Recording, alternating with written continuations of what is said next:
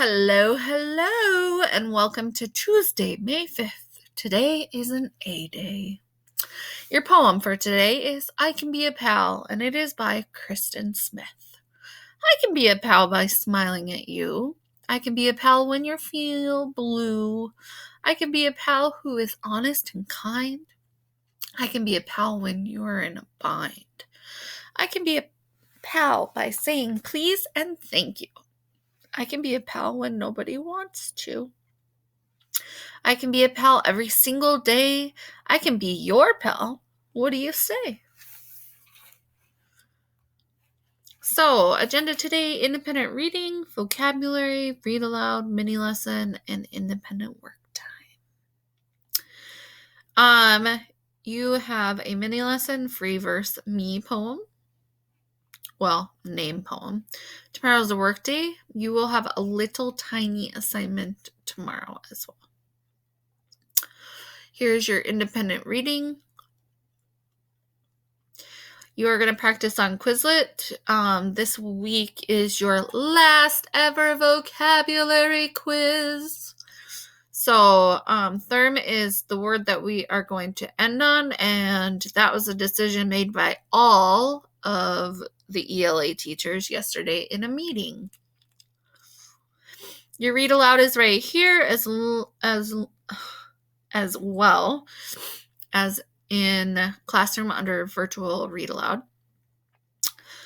And last week we discussed that good readers inquire by making observations and notice what poems look like, what topics they cover, different aspects of writing. They may be different from the usual that we are used to. And we went through and we looked at song lyrics, and we highlighted and annotated literary devices that we noticed the author using. So today we're going to take a spin off of that, and I want to teach you that good writers explore the different forms of poetry. So there are lots of different forms of poetry: free verse, narrative, humorous, lyrical. But one way we can do this is by creating your own free verse poem. So today we're going to do the name poem. What is a free verse poem? A free verse poem is a literary device that can be defined as poetry that is free from limitations of regular meter or rhythm and does not rhyme with fixed forms. Such poems are without rhythm and rhyme schemes, do not follow regular rhyme scheme rules, yet still provide artistic expression. So, what is the name poem? This is my example for a name poem. So line 1, Archer. Line 2, it means kind, creative, artistic. Line 3, it is the number 34. Line 4, it is like the glow coming off of water on a summer day. Line 5, it is like playing softball on hot summer nights. Line 6, it is the memory of Mrs. Ann Kettleson. Line 7, who taught empathy and generosity. Line 8, when she would give her grandchildren coins to get ice cream from the ice cream truck. Line 9, my name is Archer. And line 10, it means to always be true to yourself. That's just an example. So let's walk through what each line is supposed to have. So line 1 is going to be just your first name. Line 2, it means, and then 3 adjectives that describe you. So remember that an adjective describes nouns by giving some information about size, shape, age, color, origin, material. So it's those describing words that describe you as a person. Line 3 is a number. So it is the, and then it should have your favorite number. Line 4 is describing a color using it is like, but you can't name the color. So notice how I said it's like the shimmering on a lake during the summer. So that could give you like sparkle or silvery, or it gives you the idea of a color, but it doesn't specify it. Line 5 is naming something you remember doing with friends or family that makes you smile.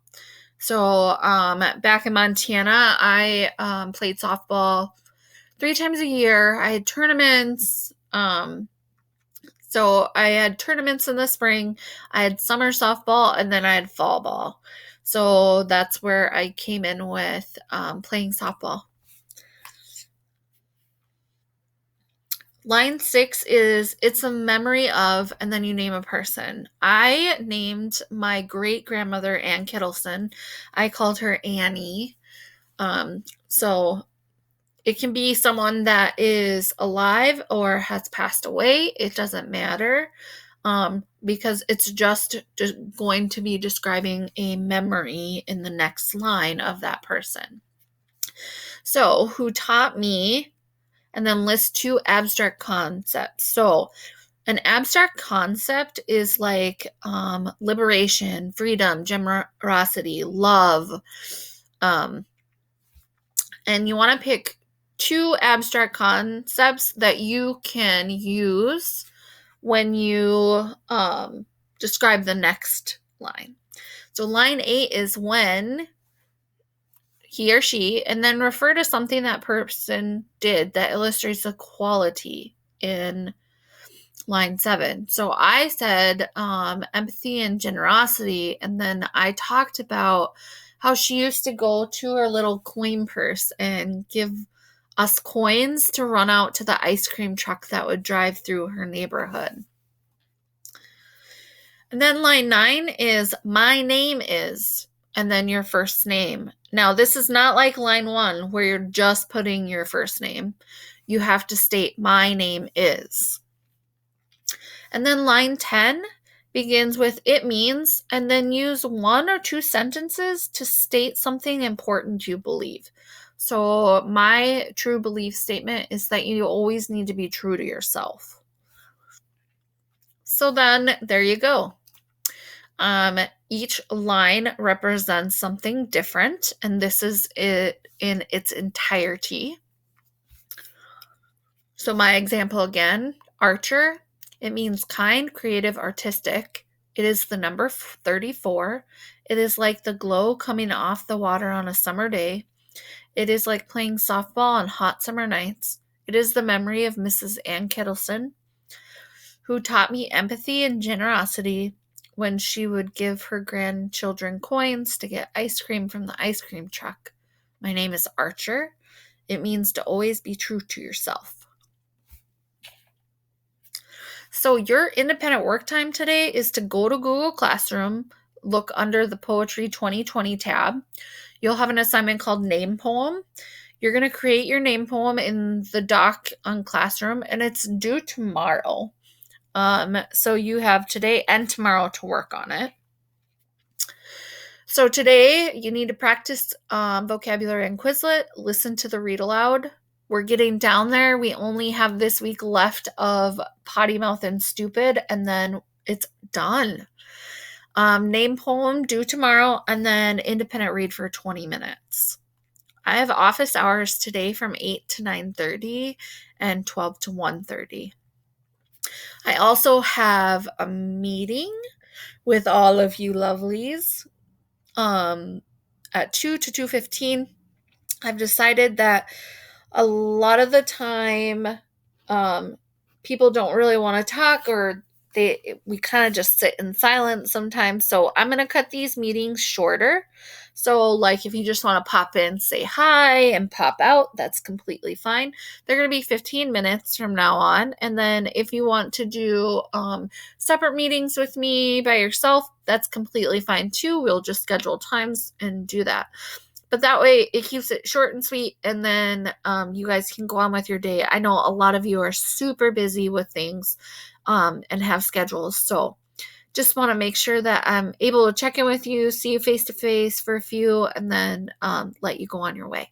So I hope that you all have a great day, and I hope to see some of you today from 2 to 2:15. Remember, The link will be in the class stream on Classroom.